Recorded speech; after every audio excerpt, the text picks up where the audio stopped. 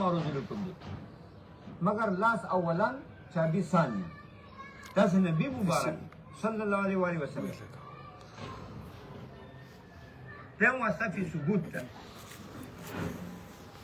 په ایمان په نور کې یعنی نور خلقو ته رسول چې نور د ایمان ده نور د قرآن ده نور الدین دا واسطه فی نور ده واسطه فی الدین ده واسطه فی القرآن ده مگر واسطه فی ثبوت ته قسم ثانی یعنی دا متصف ته په نور باندې اولا دا تمام تاسو مونږه موصوف په نور باندې ثانیا دواړه حقیقتا متصف په نور دته هم نور دی ایمان رسیدلی ده مونږ ته رسیدلی ده دا واسطه فی نور ده مونږ ته چې نور رسید د په واسطې دا معروض لکم ده دته نور دی ایمان رسیدلی ده مونږ ته رسیدلی ده مگر دته اولا مونږ ته ثانیا تا نبی مبارک صلی الله علیه وسلم باندې صلات ذکر کړي ځکه دا واسطه فی الدین ده واسطه فی ثبوت الله نبی اوس صلات ډېرې معنی دي هغه تاسو ته معلومې دي دلته په معنا د رحمت سره ده ځکه دا صلات العباد ده په معنا د طلب الرحمت سره یعنی موږ رحمت غواړو الله نه چې دا رحمتونه نازل کړي په نبی مبارک باندې صلی الله علیه و وسلم محمدین دا بدل د نبی نه صلی الله علیه و وسلم المؤید بساط حججی وواضح بیناتی دا مؤید دا په صيغه د اسم فاعل سره جایز ده المؤید په صيغه د اسم مفعول سره جایز ده المؤید چې په صيغه د اسم فاعل سره دا خدا معنا ده صلات سلام دی په نبی مبارک صلی الله علیه وسلم المؤید هدایت تایید کوونکی ده د دین بساط حججی په چمکدار معجزو ساتر ستون د چمکدار ته وایي چمک کوي لکه انوار المؤید هدایت تایید کوونکی ده د خپل دین بساط حججی په چمکدار معجزو وواضح بیناتی په واضح دلایلو دا صيغه د اسم فاعل نبی اسلام د خپل دین تایید کړی ده کنه په چمکدارو معجزې پیښې کړي دي غټه معجزه قرآن ده چې دا قیامت پورې پاته ده په واضح بیناتی په واضح دلایلو یې دین تایید کړی ده واضح دلایل همدا معجزې دي یا دا مؤید په صيغه د اسم مفعول سره ده المؤید چې تایید شوی ده د نبي علیه السلام د نبوت تایید شوی ده نور النبوت حضرت سره ده دې تایید شوی ده نو تایید د نبي علیه السلام شوی ده په اعتبار د صفت د نور النبوت سره په چا یې تایید شوی ده بساط حججی وواضح بیناتی په چمکدارو معجزو وواضح بیناتی په څرګندو دلایلو اوس صيغه اسم فاعل کې اخ واضحه ده چې نبی اسلام تایید کوونکی ده د خپل دین د قرآن د ایمان په چمکدارو معجزو په واضحو دلایلو چې مؤید کې نو دا معنا چې نبی اسلام تایید شوی ده په دې ساعت حججی وواضح بیناتی تحقیق په ساعت حججی کې یو ده که مؤید کې که مؤید کې په تحقیق د ساعت حججی وواضح بیناتی یو تحقیق ده هغه دا ده چې دلته څلور احتمال دي یو دا ده اول چې د اضافت حججو هیته د اضافت جمع ده اضافت جمع فایده کوي استغراق چې قرینه د عهد نه د جنسیت قرینه نه به هغه اضافت جمع محمول په استغراق کی ځکه جمع دلالت کوي کنه په افراد کثیرو ځکه دا جمع اضافت په استغراق محمول په ټول افرادو کله چې قرینه نه د عهد یا د جنسیت دا حجت جمع ده اضافت جمع استغراق فایده کوي کله چې کرینه د عهد دین زیات دي نو دلته حجج نه مراد ټول حجج دي استغراق ته کنه هی دا هی ضمیر څه ده دا یا الله سبحانه وتعالی ده یا نبی علیه الصلاة والسلام ته راځي دوه احتمال چې دا هی ضمیر الله ته راځي شي به اضافت حجج هی ته یا اضافت صفت موصوف ته دا اضافت ساتي او حجج ته یا اضافت صفت موصوف ته یا اضافت به معنا من ده چې دا هی ضمیر الله سبحانه وتعالی شي په حججی کې به اضافت ساتي حجج ته یا اضافت صفت موصوف ته حججی هی ساتعه یا اضافت به معنا من تبعیضی ده بساتع من حججی دا معنا ټول حجج ساتع دی الله پاک وایي یا ساتعات چمکدار چې دا بعضې دي ټول حجج دی الله پاک نو دا هی ضمیر څه ده حجج هی کې هی ضمیر یا نبی الله ته راځي یا نبی علیه السلام ته راځي چې الله ته راځي کې به اضافت ساتع او حجج ته یا اضافت صفت موصوف ته معنا حجج هی ساتعات یا اضافت به معنا من بساتع من حججی اکدا هی ضمیر نبی پاک ته راځي صلی الله علیه و وسلم بیا اضافت ساتع او حجج ته یا اضافت صفت موصوف ته یا اضافت به معنا من حججی هی ساتع صفت موصوف یا بساتع من حججی من تبعیضی ده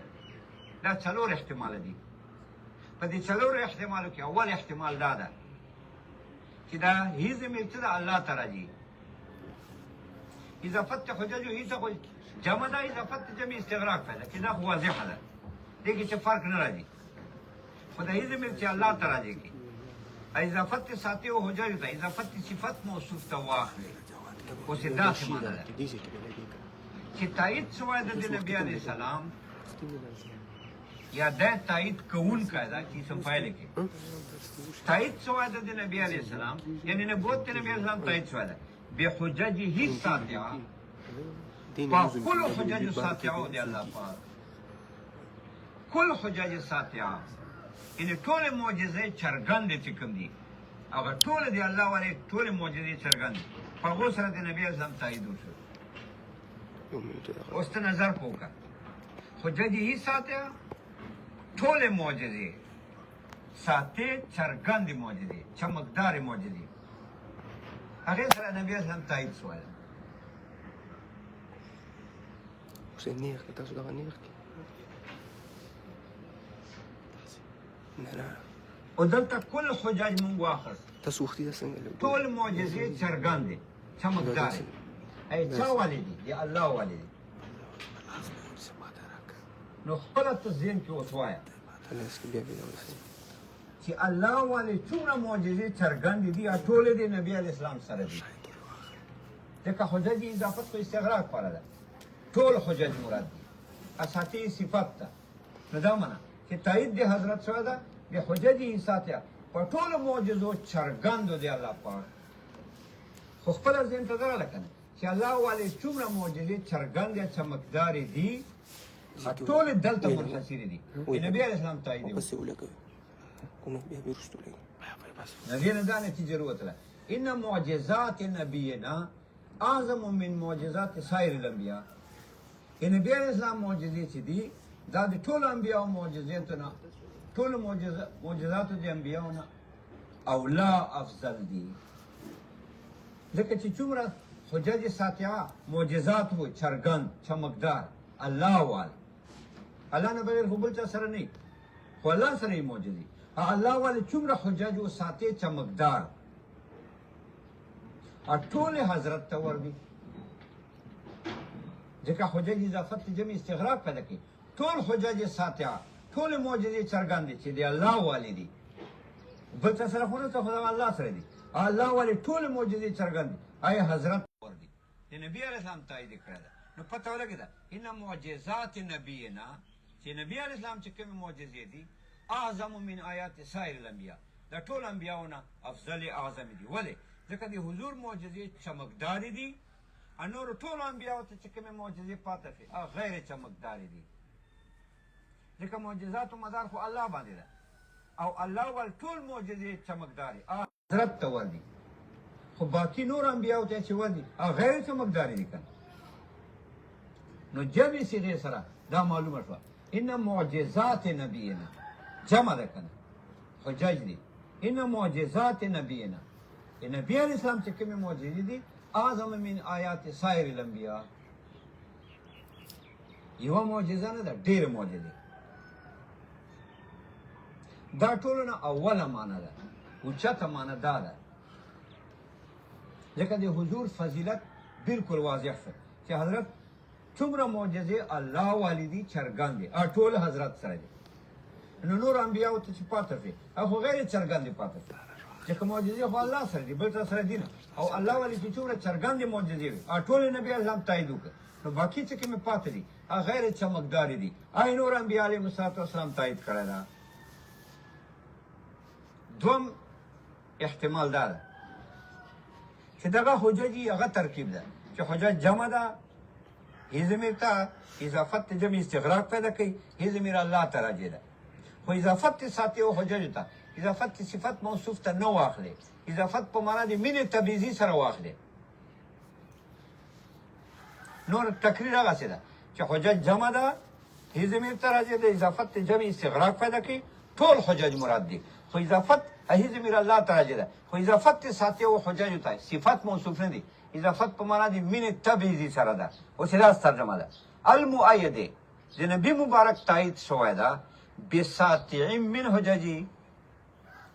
په هغه څرګندو معجزو سره من حججه چې دا باز دي د کل حججو د الله پاک نه هغه څرګندې چې دي په هغه سره نبي اسلام تایید شوی ده من حججه چې دا باز دي د کل حججو د الله پاک نه نو ګوره حجت خو جمع وه هغې ضمیر الله ته راجع و کل حجج د الله مراد و دا ساتې اضافت حججو ته صفت موصوف نه کړ اضافت په معنا د مینې تبعیضي سره سه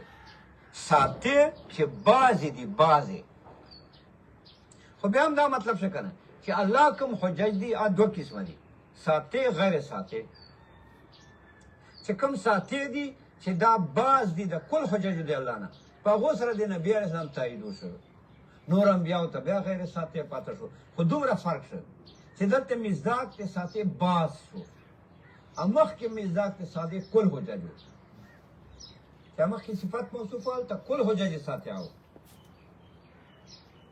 نبي علیه السلام تایید په کل حججو ساتیا و د الله سره دلته په ساتیو سره تایید وشو چې دا باز دي د کل حججو د الله نه خو دې ساتیا په ساتیو سره د حضور تایید وشو چې دا باز دي د کل حجج د الله نه یعنی کل حجج د الله دوه قسمه دي ساتې غیر ساتې هغه ساتې چې باز دي د کل حجج د الله نه هغې سره د حضرت تایید وشو خو نور انبیاو ته غیر ساتې پاته شي خو صرف دومره ده چې دلته مصداق د ساتې مفرد شو بساتې من حججي په څرګندو یې تایید شوی ده په چمکدارو یې تایید شوی ده چې دا باز دي د کل حجج د الله نه نو کل حجج د الله کې بعضې ساتې دي نور غیر ساتې دي په ساتیو سره د حضرت تایید وشو خو دومره ده چې دا ساتې باز دي باز ټکي اطلاق وشو مفرد دي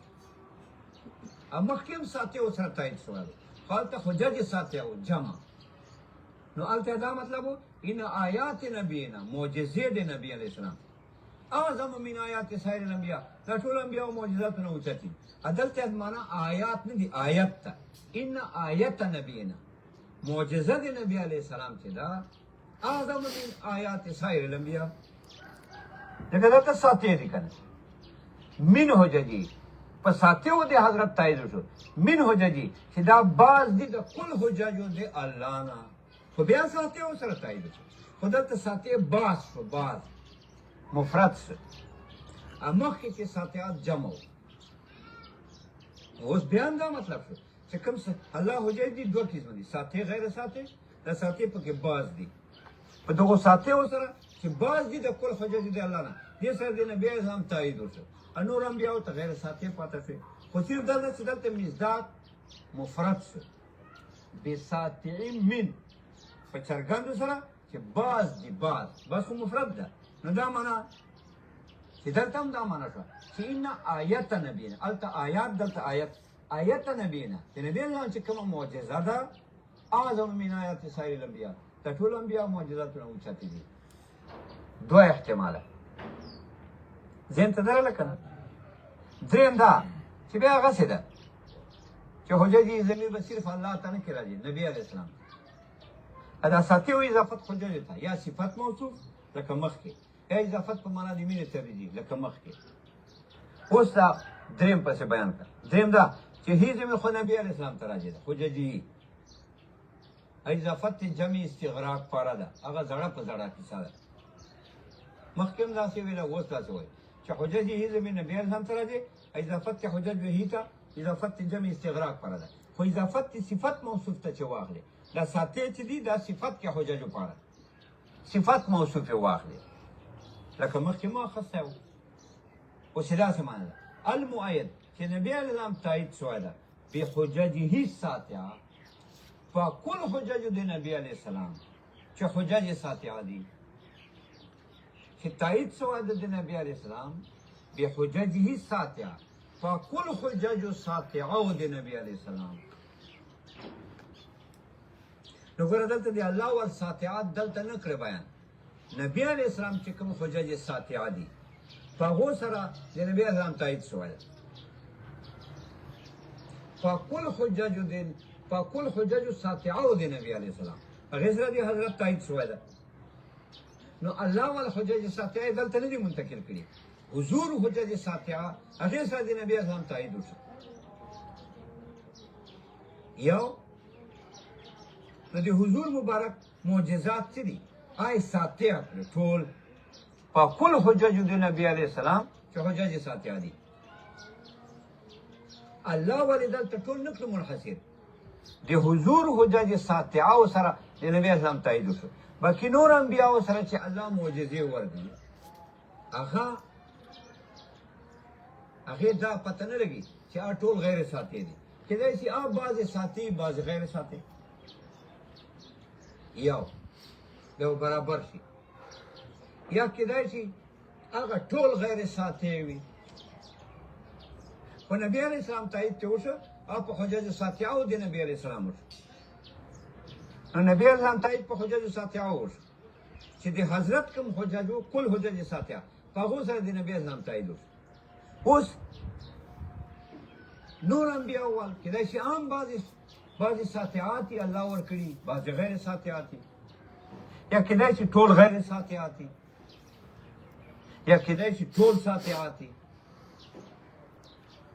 نو دا درېیمه ترجمه هم ښه ده ځکه دوه وجونه فضیلت ته پکې چې نبي اسلام کوم حجج دي ساطعاتو سره د حضور تایید شوی ده چې ته ته کوم الله ور دي حجج ساطعات چې دي او هغه ساطعات چې کوم ور دي هغو سره د حضرت تایید وشو او دې نه دا پته ولګېده چې نبي اسلام سره کوم حجج دي ساطع هم دي غیر ساطع هم دي خو په ساطعاتو د نبي اسلام تایید شوی ده او نور انبیاء وال چې الله ور دي الله ول خو دلته نه کړي دلته منحصرې الله ول حجج خو دلته ټول نه راوړه که نه حجج ساطعه خو حضور ول حجج ساطعه چې دي هغې سره د حضور تایید وشو الله ول کوم حجج دي چې نور انبیاءو ته ور دي کیدای شي هم داسې هم بعضې ساطع بعضې غیر ساطع وي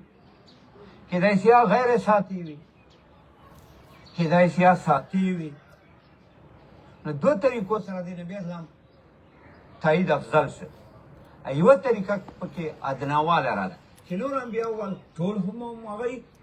ساطع نبي اسلام ول بعضې ساطع بعضې غیر ساطع په پوه شو که نه څلورمه ترجمه دا ده چې اضافت ساطع او حجج ته اضافت به معنا مینې هغې ضمیر خو نبي اسلام ته راځي نوره معنا یې زړه ده داسې معنا ده المؤید چې تایید د حضرت شوی ده بساطع من حججي په چمکدارو سره من حججي چې دا بعضې دي د کل حجج د نبي علیه السلام نه دا څلورمه معنا ده چې تایید د نبی اسلام سره ده بساتین په چمکدارو سره من حججي چې دا بعضې دي د کل حججو د نبي علیه السلام نه یعنی کل حجج د نبی اسلام دوه قسمه دي ساتې غیر ساتې د حضور تایید ته شوی ده دا په هغه ساتېو سره شوی ده خو نور انبیاء والا کېدای شي بعضې ساتې بعضې غیر ساتې نو برابر شو کېدای شي ټول ساتې بیا اولا شو کېدای شي ټول غیر ساتې بیا مفضول شو په پوه شوې په خبره ښایي المؤید بساتې حججي وواضح بیناتي تایید د نبي علیه السلام سره ده په واضحو دلایلو دی الله سره یا په واضحو دلایلو د نبي علیه السلام سره هغسې خبر ده مخکې غوندې بیانات هم د الله طرف نه معجزې دي دا دلایل دي په دا معنا چې تایید د حضرت سره په واضحو بیاناتو د الله پاک په بیاناتو واضحو د الله پاک په بیاناتو واضحو د نبي علیه السلام په واضحو سره چې دا بعضې دي د بیاناتو د نبي علیه السلام نه هغسې څلور معنی دي بیانات واضحه د الله واضحات چې بعض دي بیاناتو د الله نه یا بیانات واضحه د نبی علیه السلام یا واضح بیانات چې دا بعضې دي د بعضې دي د بیاناتو د نبی علیه السلام نه هغه څلور ترجمې دي وعلى آله واصحابه فعال د نبی علیه السلام دي و صحابه باندې دي خداتي طریق الحق دا صفت د اعلی صحابه ده دلیل د صلات سلام ده خداتي طریق الحق دو هادیان دي جمع صيغه ده طریق الحق د لار دي حق وحماتي حفاظ دي د طریق الحق هدایت هم کوي طریق الحق ته حفاظت هم کوي وبعد فإن مبنى علم الشرائع والأحكام وأساس قواعد عقائد الإسلام وعلم التوحيد والصفات دي جناب بعد اوس سره قاعد غرض ده چې دا د دې علم کلام څه ده د دې مدح کوي چې دا ته علم عقیده وایي دا د اسلام عقیدې ذکر کړي دا د دې مدح کوي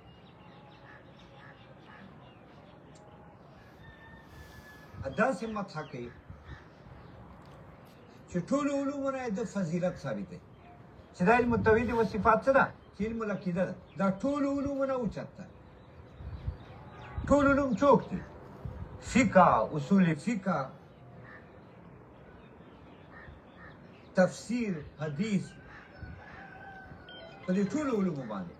د فضیلت ثابت دی د علم کلام چې هغه توحید نه باز کوي صفاتو د الله نه باز کوي د فضیلت ثابت دی فضیلت کې دوه جملې وایي د مدح مدح دوه جملې وایي یوه جمله دا وایي چې مبنى علم الشرائع والاحکام چې دا علم کلام څه ده دا د علم شریعت والحکم مبنا بنیاد ده شریعت نه مراد د اصول فقه احکام نه مراد د فقه یعنی د فقه د اصول فقه بنیاد هغه د توحید صفات علم ده چې علم کلام یوه مدحه دا وزاره خبره ده چې فقه اصول فقه دې پر خو توحید صفات بنیاد ده ځکه فقه اصول فقه به ته پس معنی چې قرآن او سنت خو معنی قرآن او سنت به پس معنی چې تا ذات د صفات عقیده چې تا الله توحید معنی الله سبحانه معنی توحید معنی صفات معنی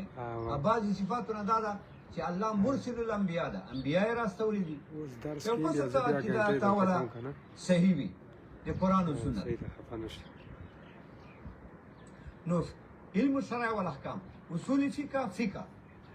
دا موقوف کې په قرآن سنت قرآن سره موقوف کې په عقیده د ذات صفاتو ځکه که ذات شي توحید عقیده سړی نه نعوذ بالله صفات عقیده نه یا به دا عقیده نه چې الله انبیاء راستولي دي چې دا عقیده نه بیا قرآن او سنت نشته دې وجه نه د فقه د اصول فقه بنیاد او راس علم توحید و صفات بل دا ده چې عامې عقیدې اسلامي چې دي قواعد عقاید الاسلام اسلامي عقیدې چې دي د د هغو قواعد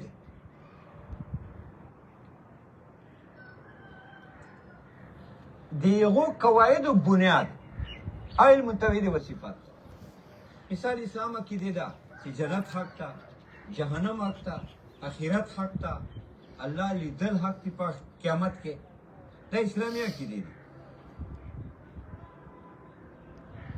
دغه اسلامي عقیدو قواعد اصول قرآن و سنت دي د قرآن و سنت اساس توحید صفات دي چې ذات صفات باندې به قرآن و سنت باندې چې قرآن و سنت باندې به اسلامي عقیده باندې چې قرآن سنت باندې خو اسلامي عقیده باندې جنت په باندې جهنم په باندې میزان په باندې قیامت په باندې الی اخره دا اسلامي عقیده باندې دا اسلامي عقیده ته ومنل او قرآن و سنت له وجې دی ومنل قرآن سنت پر اصل توحید صفات دي چې تا د ذات عقیده چې الله حق ده وحده ده لا شریک له صفات عقیده دي صفاتو کې یو دا صفات هم ده چې الله مرسل الرسل الله انبیاء راستولي دا عقیده دي چې وی په پاسه قرآن و سنت باندې چې سړي ذات عقیده نه صفات عقیده نه او قرآن و سنت نه مانی چې قرآن سنت نه مانی به نور عقیده څنګه مانی نور عقیده خو په قرآن و سنت موقوف دي نو علم توحید و صفات اساس الاساس دا دی اساس ده ځکه اسلامي عقیدو اساس قرآن سنت دی دا قاعده ده دی قرآن سنت اساس علم توحید و صفات دی الله ذات عقیده ده سبحانه صفات عقیده ده پس به قرآن سنت باندې نو قرآن نو هغه چې د علم توحید و صفات اساس الاساس دا مدح د علم کلام شو دا ګوره فإن مبنى علم الشرع والاحکام دا معطوف علی واساس قواعد عقاید الاسلام دا معطوف سره له معطوف علی نه اسم دی نه و علم التوحید و صفات دا خبر دی نه دا څه معنی ده فإن مبنى علم الشرع والاحکام بنیاد دی علم شریعت یعنی اصول فقه والاحکام او فقه ایوا دا یو جمله د مدح دا ده چې دا معطوف علی ده مبنى علم الشرع والاحکام بنیاد علم شریعت چې اصول فقه ده والاحکام او فقه دا معطوف علی دا یو جمله د مدح ده دوما واساس قواعد عقاید الاسلام بنیاد دی قواعد د اسلامي عقیدو قواعد په معنا د اصول سره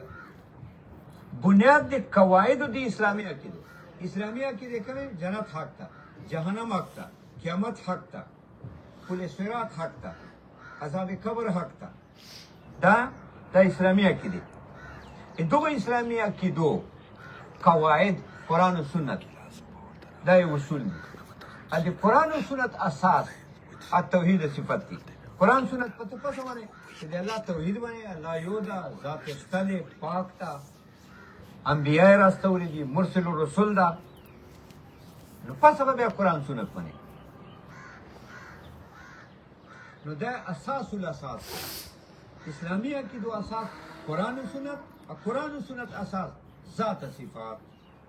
ذکر ویل فإن مبنى علم الشرع والاحکام موقوف علی علم الاصول الفقه شرع معنا شرع الله لعباده چې الله عبادت او وضع کړی دي چې هغه د استنباط وکړي هغه باندې عمل وکړي چې قرآن و سنت ته فإن مبنى علم الشرع بنیاد موقوف علی دی علم الشریعت چې اصول فقه ده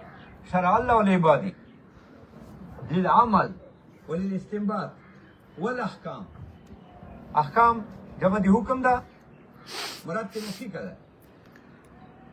موقوف علی دی علم الشرائع چې اصول فقه ده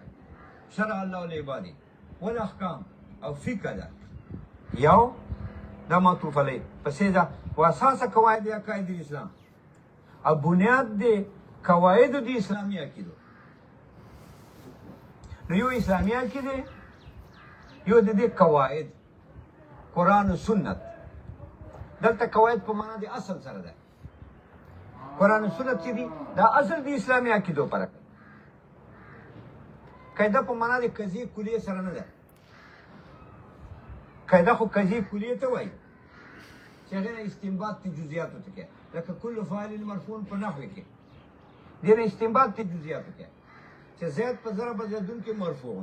ولې لأنه فاعل وكل فاعل مرفوع فزيد مرفوع دا قاعدې نه دا معنی نه ده مراد چې قضیه کلیه ده چې هغې نه استنباط د احکامو د جزئیاتو کوي لکه کل فاعل مرفوع قضیه کلیه ده دې نه به استنباط کوي د جزئیاتو د فاعل داسې به وایي چې زید په ضرب زیدون کې فاعل دا صغرا وكل فاعل مرفوع ينتج فزيد مرفوع دا قاعده نه ده مراد قضیه کلیه نه ده ځکه دا اسلامي عقیده دا نه دي جزئیات د کلیه بلکې دا متباینات دي خپل منځ کې جدا جدا حقایق دي قیامت حق ته ځان ته عذاب قبر حق ته ځان ته دا د یوې قضیې افراد نه دي د یوې کلیې افراد نه دي لکه کل فاعل مرفوع یوه کلیه ده که هغې افراد دي زید په ضرب زیدون کې فاعلون زید په ضرب امرون کې فاعلون دنیا دي ټول دې قاعدې کې داخل دي خو اسلامي عقیدې څه دي چې عذاب قبر حق ته جنت حق ته جهنم حق ته رؤیت ته الله حق ته دا جزئیات د یوې کلیې نه دي دا متباینات دي جدا جدا حقایق دي دې وجې قاعده په معنا د قضیې کلیې سره نه ده لکه کل فاعل مرفوع بلکې قواعد په معنا د اصولو سره ده و اساس قواعد عقاید اسلام بنیاد د اصول د اسلامي عقیدو چې اسلامي عقیدې چې دي دا شخصیات متباینه دي جهنم حق ته عذاب قبر حق ته جنت حق ته میزان تله حق ته پل صراط حق ته وغیره دا متباینات دي شخصیې دي جان ته کیسې دي دا یوې قاعدې کې نه دي یوې قاعدې کلیې کې نه دي یوې قضیې کلیې افراد نه دي لکه کل فاعل مرفوع چې قاعده کلیه ده قضیه کلیه ده دې افراد دي داسې نه دي دا متباینات خبرې دي جدا جدا خبرې دي بلکې دا محتاج دي اصولو ته قواعد په معنا د اصولو سره دي او په معنا د دلایلو سره دي و اساس قواعد عقاید الاسلام او بنیاد د اصول د اسلامي عقیده اوس اسلامي عقیده اصول څوک دي قرآن و سنت یا قواعد په معنا دلایلو سره و اساس قواعد عقاید الاسلام او بنیاد د ادله د اسلامي عقیده اسلامي عقیده ادله څه شي دي او قرآن و سنت ذکر دا قرآن و سنت چې ادله د اسلامي عقیده دي دې اساس څوک ته و علم التوحید و صفات دا علم التوحید و صفات ته الموسوم بالکلام چې نام علم کلام ده المنجي عن غیاهب الشکوک و ظلمات الاوهام دا صفت ده چې دا نجات ترکې تا ته عن غیاهب الشکوک ته په تیارو د شک نه و ظلمات الاوهام او د تیارو د وهم نه علم کلام چې به تا زړه کولاوي شکونه او وهمونه به نه وي در سره اوس ګوره و علم التوحید و صفات دا خبر شه دین مبنا علم شرع والاحکام و علم التوحید و صفات اوس دا خبر چې د علم التوحید و صفات دا په معنا اضافي معتبر ده کنه دا معتبر ده په معنا لقبي د علم التوحید و صفات دا معنا لقبي ده که معنا اضافي ده دواړه جایز دي دا جایز ده چې علم التوحید و صفات معنا اضافي واخلي معنا اضافي دې ته وایي چې مضاف جان ته معتبر وي مضاف الیه جان ته معتبر وي لکه غلام زیدی دلته مضاف جان ته معتبر مضاف الیه جان ته معتبر دا معنا علم التوحید و صفات دا بنیاد ده ما كل عملي سر ده بس اوري ولا شو علم التوحيد والصفات ده معنا لغوي او اخرسته چې معنا اضافي چې مضاف الیه دواړو معناو کې لکه لاندې نقطه لیکي علم يعرف في ذلك دا معنا اضافي ده چې مضاف معنا ځان ته وکړي مضاف الیه ځان ته معنا وکړي غلام زید غلام ځان ته معنا زید ځان ته معنا دا معنا و علم التوحید و صفات دا هغه علم ده يبحث في التوحید و صفات یا یعرف في التوحید و صفات دا هغه علم ده چې په دې کې معلومیږي توحید د ذات دی الله او دارنګه علم الصفات دی الله دا معنا اضافي شو ادم جایزه ده چې دا معنا لقبی کې لقب څه معنا لقب دا معنا چې دا یو صفت واخلې دی یو فن چې هغه کې اعتبار اجزا ته نه لکه تا نام ده کنه عبدالله دا معنا لقبی ده یعنی دا تا پر لقب ده ای صفت بسیطه صادقه علیه دا یو صفت ته پتا صادق ده دې کې د اجزا او اعتبار نشته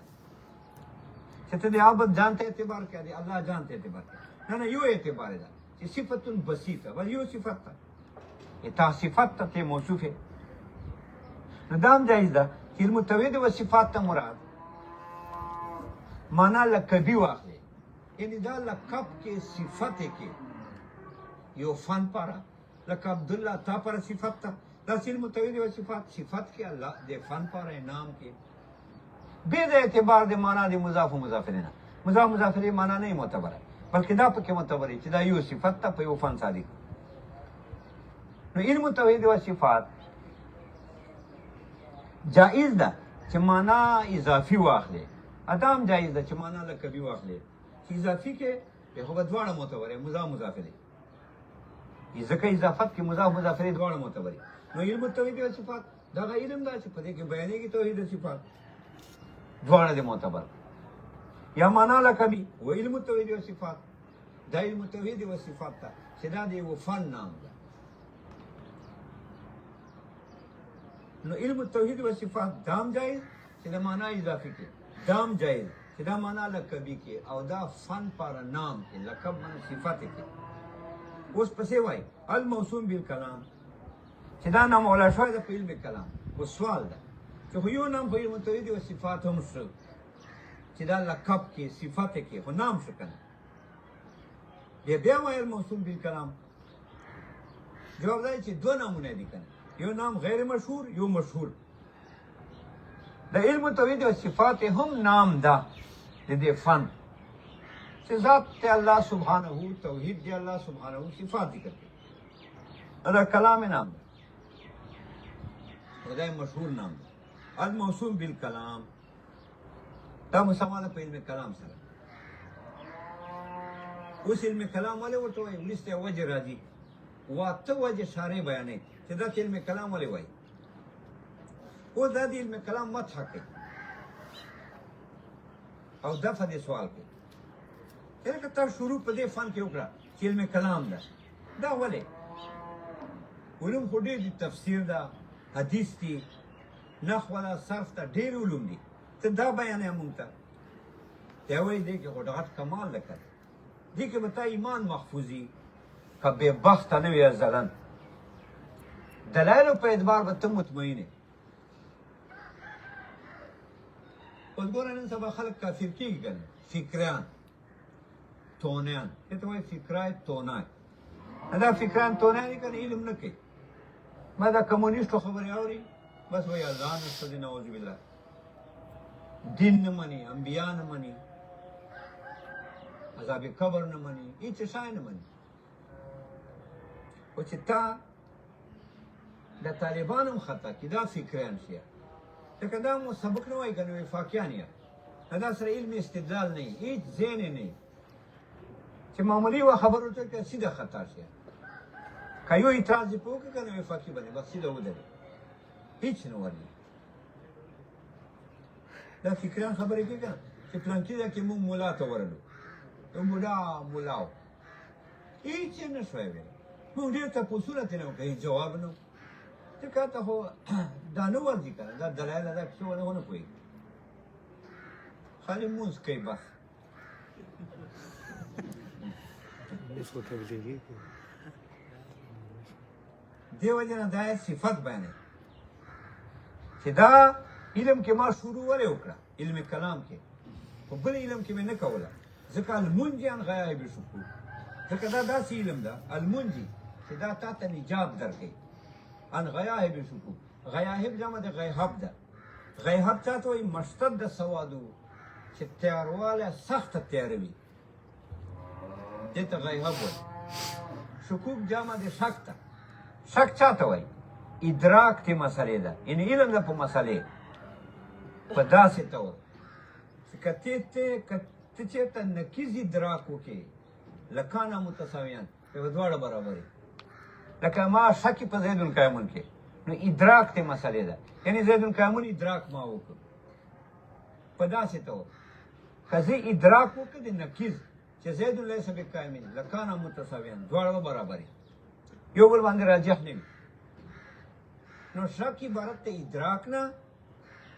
د نسبت نه یا وایي مسئلې که ته نقیز ادراک وکړې هغه به دې سره برابرې نو شک کې سخته تیارې وي رڼا نه پوځي ځکه دواړه ادراک برابرې که نه یو راجح مرجوح نه رڼا خو په راجح وځي چې یو شی راجح وي رڼا وکړي چې یو شی مرجوح وي نو تیاره یې واضحه شي چې دواړه ادراک برابرې نو په یو جانب هم رڼا نه وي غالبه یوه جانب کې رڼا نه وي دې وجې نه دې کې سخته تیارې وي چې یو راجح بل مرجوح بیا خو رڼا وي راجح غالب وي نو رڼا زیاته وي مرجوح مغلوب وي رڼا کمه وي نو دومره سړی نه پریشان لکه شک کې چې پریشان وي ځکه ګوره شک کې دواړه ادراک برابر وي تیاره پکې زیاته وي دې وجې دې ته غیهب مضاف دی غیهب دې ته وایي چې تیارې زیاته وي پکې تپه تیارې و ظلمات الاوهام تیارې د وهم اوهام جمع د وهم ده وهم چاته وایي ادراک ته مسئلې ده علی سبیل المرجوحیت چې ته یوه مسله معلومه کړې خو مرجوحه ورته وایې چې یار دا مرجوحه ده مقابل او نقیض یې راجح وي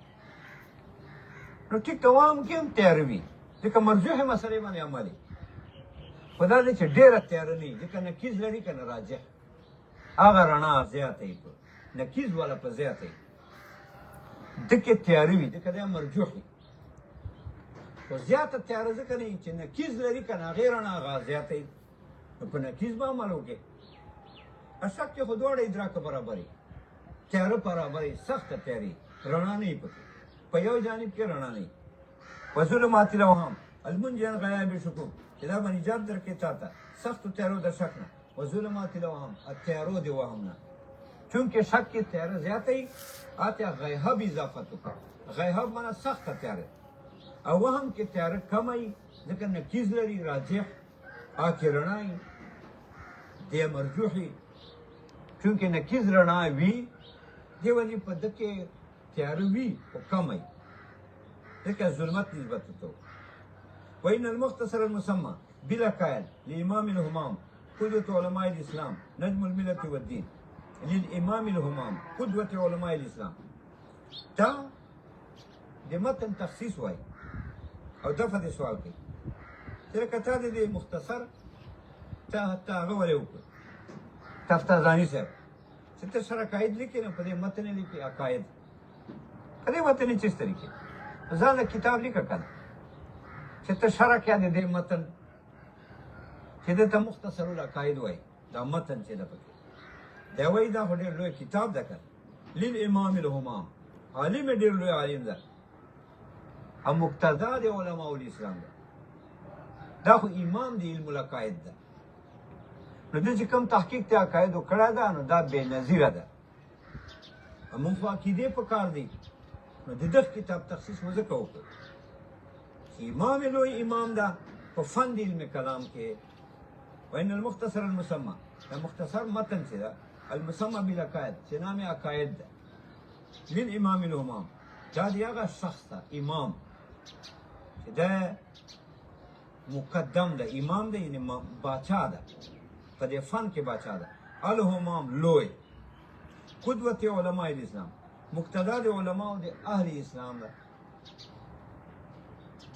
علماء الاسلام اضافت فاعل ده مفعول به ته یا اضافت جز د کل ته علماء اهل الاسلام په اهل الاسلام کې علماء جز ذکر نو یا اضافت جز کل ته ده یا اضافت حامل محمول ته علماء حاملین دي اسلام محمول ده نو دا معنا للامام الهمام قدوة علماء الاسلام چې دا مقتدا د علماء د اهل اسلام ده مقتدا امام ده ډېر لوی مهارت دی په دې فن کې. نجم الملت و دین، د ملت او دین نجم دی. دلته ګوره ملت او دین تشبیه ورکړه سما سره، فلک سره، سما اسمان سره د ملت دین تشبیه ورکړه، د ماتین تشبیه ورکړه نجم سره. یعنی ماتین پر د ملت دین داسې ده که سمای للکوكب، لکه اسمان چې کوكب پاره ده. څنګه ده؟ لکه اسمان کې کوكب یخه شوی ده، پکې پروت ده، پکې محفوظ دي دا ستوري پر اسمان کې. دا ستوري چې رڼا کوي فایده کوي دا د اسمان له وجې کوي چې دا اسمان کې یخې شوي دي. نو که اسمان نه وي بیا به ستوري وغورځېږي، بیا خو به رڼا نه کوي. داسې ماتین دا چې نجم ده دا د ملت دین له وجې ده،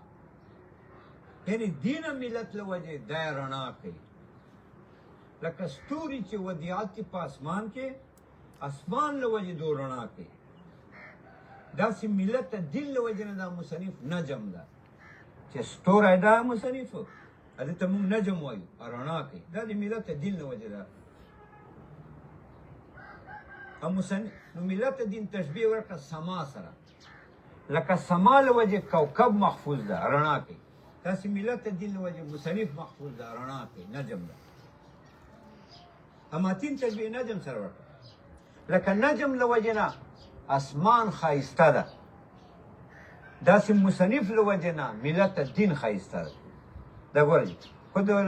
نجم الملت و دین دا ستوری د ملت د دین ده. ملت دین کې فرق واضح ده. ملت هم د عقیدو ته وایي، د اسلام عقیدو ته وایي، خو په دې اعتبار چې لیکلی شي، دا کتابو کې لیکلی شي، یا په دې اعتبار چې دا کې دې باندې علما جمعي، عوام جمعي، علما یې عوامو ته بیانوي. نو ملت په دې حیثیت وایي د دین عقیدو ته، د دین مسلو ته چې دا خلک په جمعي، ملت معنی جمع، چې خلک په جمعي یو بل ته بیانوي. یا ملت ځکه ورته وایي چې د دې کتابت کېږي، ملت په معنی کتابت سره د دې کتابت کېږي په کتابونو کې، دې له وجې نه دې ته ملت وایي.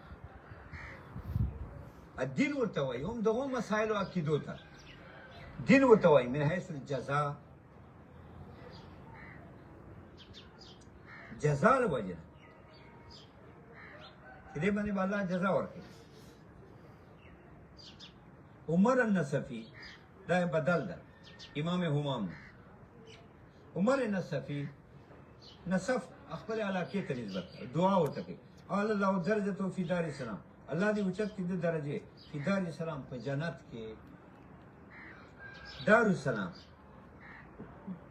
دې دوه معنی دي، یو معنا اضافي ده، یو معنا لقبي ده. معنا اضافي خدا چې مضافرې دواړو معنا وکړي، هر یو ځان ته معنا وکړي. دار السلام الله دې دې درجې اوچته کړي، فی دار السلام په کور دې سلامتیا کې، یا دار السلام جنت کې. که دار السلام معنا لقبي واخلي بیا خو جنت ته، جنت ته دار السلام وایي. که معنا اضافي واخلي کور دې سلامتیا بیا جنت ته، ځکه دنیا خو دې سلامتیا ځای نه ده. السلام نه ده اسم د اسماء د الله نه، دا معنا نه ده چې آل الله درجته، الله دې درجې اوچته کړي فی دار اسلام په کور دی الله کې، ځکه الله پر کور نشته به. یشمل من هذا الفن على غرر الفرائض ودرر الفوائد في ضمن فصول يلي الدين قواعد واصول يشمل دا خبر دی نه ده. ان المختصر المسمى دا مختصر کتاب چې دا چې نام عقاید ده، يشمل من هذا الفن دا دینه خبر ده. دا جامع د فن يشمل من هذا الفن، دا جامع فواید لپاره. کوم فواید من هذا الفن چې آی د فن فایدې وي.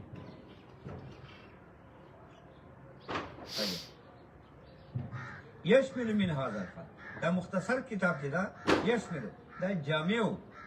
من هذا الفن اچا پر جامع فواید پر خو هغه فائدې من هذا الفن د فن نه وي یعنی د علم کلام فن نه وي ذکر ویلا یشمل جامع دا علم کلام دا مختصر کتاب چا پر جامع علی غرر الفرائض په واضح ملغلرو غرر جمع دی غره ده غره سپینوالی ته وایي فی جبهة الفرس مراد تینا قیمتی واضح ملغلری دی یشمل من هذا الفن شامل و دا مختصر کتاب علی غرر الفرائض په چرګندو ملغلرو سپینو قیمتي ملغلرو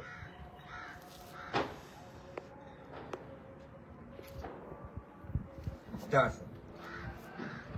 یو فریده ده که نه غټه ملغلرې ته وایي ایو لؤلؤ ده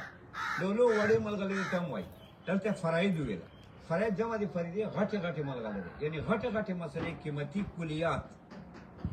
یشملو شاملو دا کتاب علی غرر الفرائض په واضحو ملغلرو غټو غټو و درر الفواید درر الفواید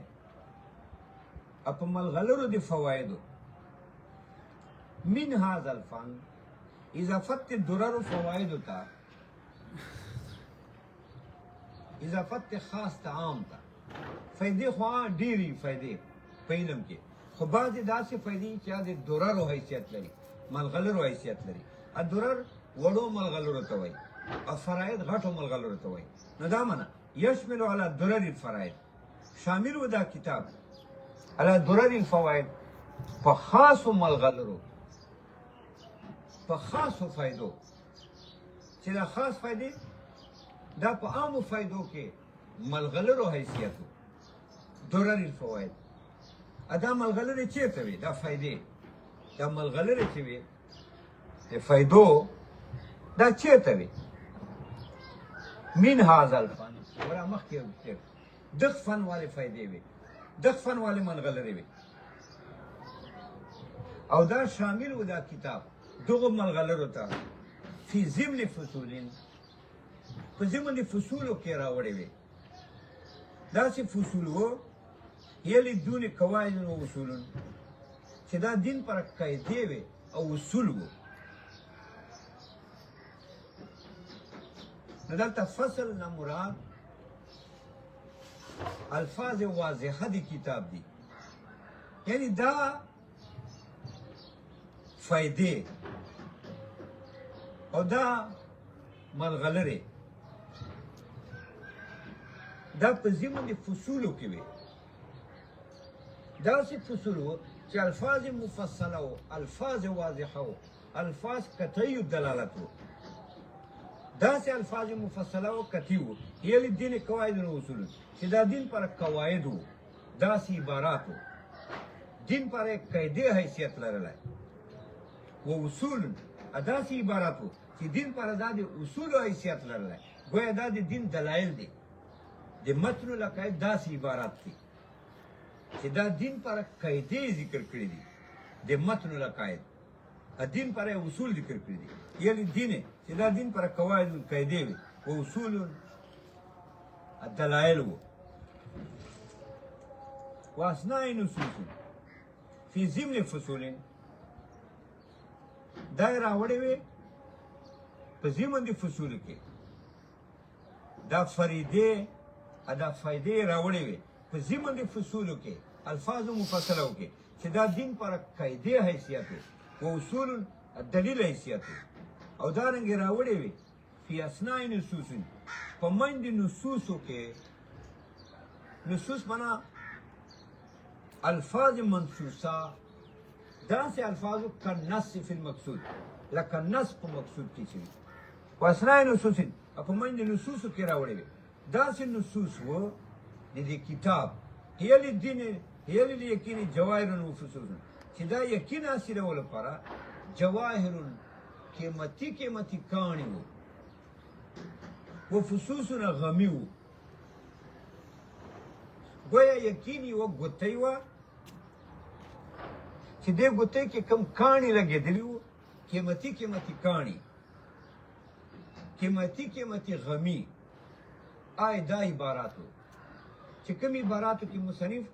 بیان کړی د فوایدو او د ملغلرو واسنای نصوصین دا فایدې ملغلرې دا یې راوړي دي په منځ نصوصو کې یدل یقین چې دا یقین حاصلولو لپاره جواهر و فصوص قیمتي کاڼي وو و فصوص غمی وو گویا یقین ګوتې وه دا یې غمی وو دا عبارات مع غاية من التنكية والتعذيب ونهاية من حسن التنظيم والترتيب سرد انتهائي صفائنا والتعذيب صفائنا تنكيح تعذيب و معنی ده صفائی توي چې زواید عبارات پکې نه تطویل پکې نه بے فائدې عبارت پکې نه دې ته تنکیح هم یا تعذيب هم یا تنکیح راځي د مقصد ته تعذيب راځي د الفاظ ته چې مقصد صافي زائد خبرې نه بلا تنکیح اچھا الفاظ زائد عبارت دي دا تعذيب غاية من التنكيح والتعذيب دا مشتمل بدوم الغلرو ما غاية من التنكيح والتعذيب هذه انتهائي تنكيح بمقصد مقصد كوتشا وصفاو والتعذيب أثر التعذيب الألفاظ ونهاية من حسن التنظيم والترتيب